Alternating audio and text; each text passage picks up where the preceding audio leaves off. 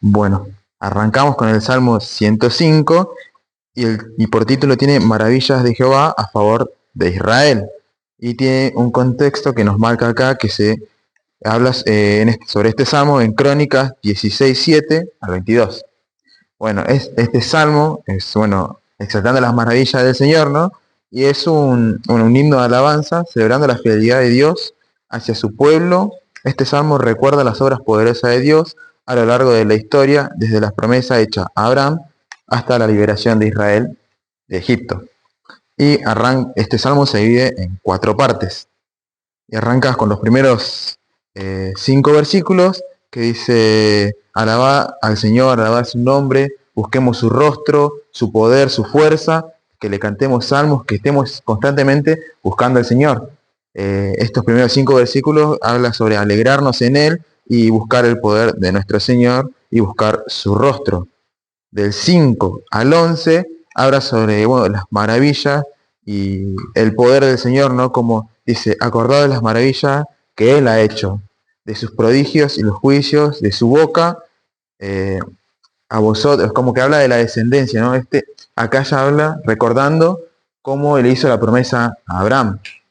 Siendo ellos pocos, Él les prometió que le iba a dar una tierra, y eso se lo confirmó después a Isaac y se lo volvió a confirmar a Jacob, ¿no? Dice, por decreto, acá está, por pacto sempiterno. ¿Esto qué quiere decir? Algo sempiterno es que es algo, una promesa que tiene un principio, pero no tiene fin, recordándoles que su pacto era para siempre.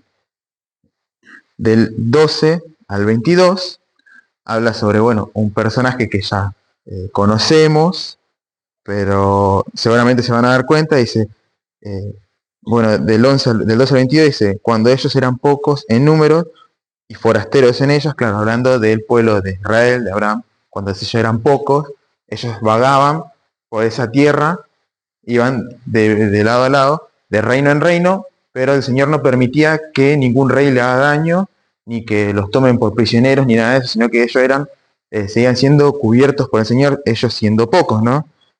Y se andaban de nación en nación, de un reino a otro pueblo, no consistió que nadie los agraviase y por causa de ello castigó a los reyes. Claro, el Señor castigó a todos aquellos que quisieron tal vez apoderarse de ese pequeño pueblo que estaba creciendo, ¿no?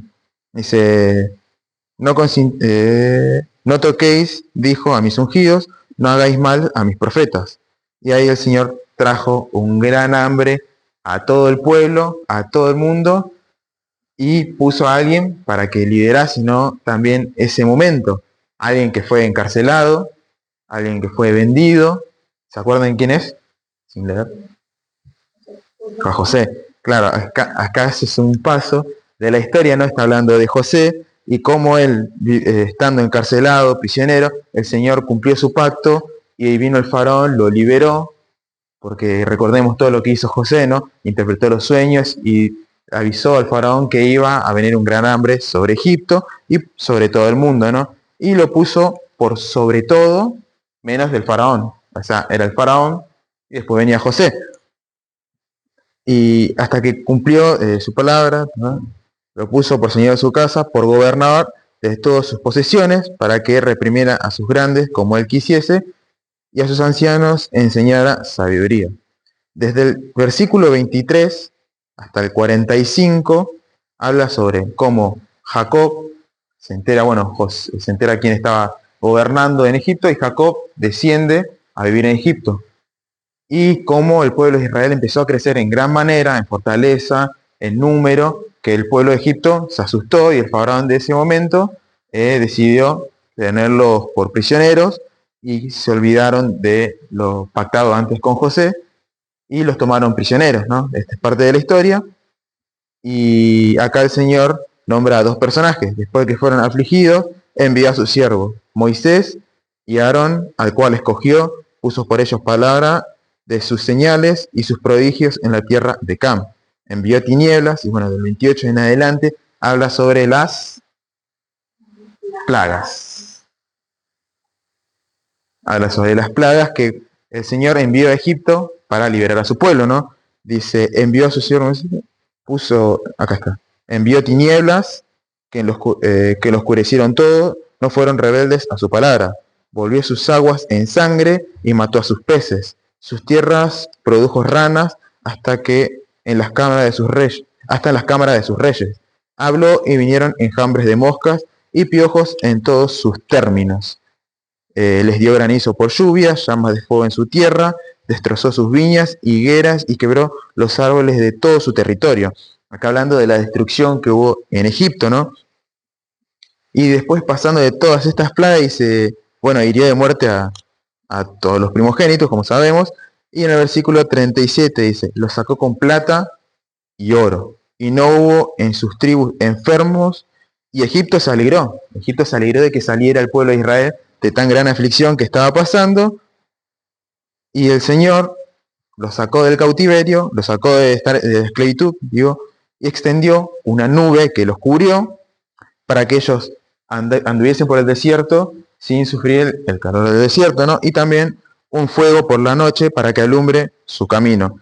Pidieron e hizo venir codornices, y los sació con pan del cielo, abrió la peña y fluyó agua, aguas comieron abrió la peña y fluyeron aguas, corrieron por las sequedades como un río, porque se acordó de su santa palabra dada a Abraham su siervo. Acá vemos la provisión del Señor en el medio del desierto y cómo su pacto seguía permaneciendo y lo que Él promete lo cumple, ¿no? Y se sacó a su pueblo con gozo, con júbilo a sus escogidos y les dio la tierra de las naciones,